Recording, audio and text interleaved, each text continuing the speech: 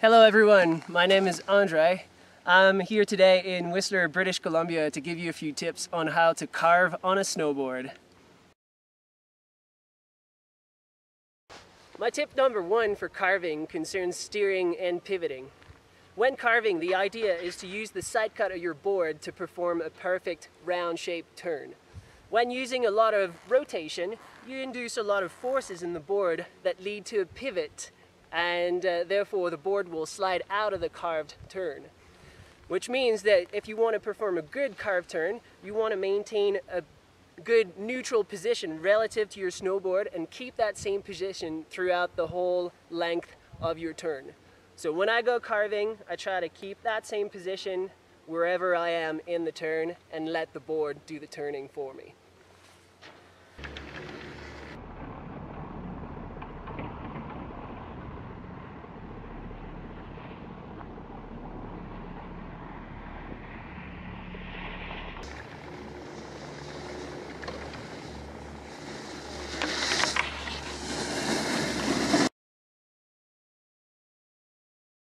My second tip for good carving concerns edging. To perform good edging, you want to use, as much as you can, the lower part of your body as opposed to using your upper body. When using your upper body to initiate the turn, you don't actually edge that much with your board. If I try to enter my toe side turn with my back, you can see that my board stays relatively flat on the ground. Therefore, I can't really start my toe side turn very easily. It will take more time for me to incline more and then end up edging. In comparison, if I keep my upper body straight and I want to enter my toe side turn with my lower body, I can start edging very early in the turn, which will result in bending the board more and making me turn more efficiently.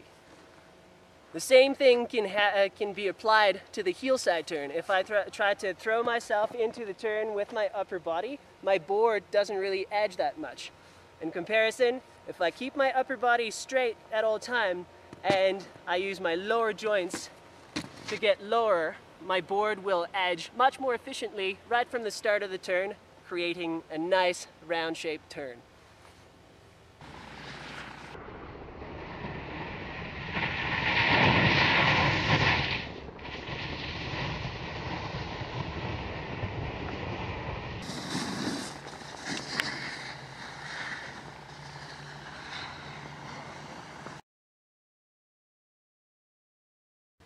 My third tip for good carving concerns timing.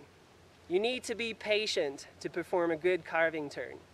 During the transition from edge to edge, if you're too impatient and you throw your center of mass into the turn very rapidly, the inertia of your center of mass moving will end up pulling your board off the ground.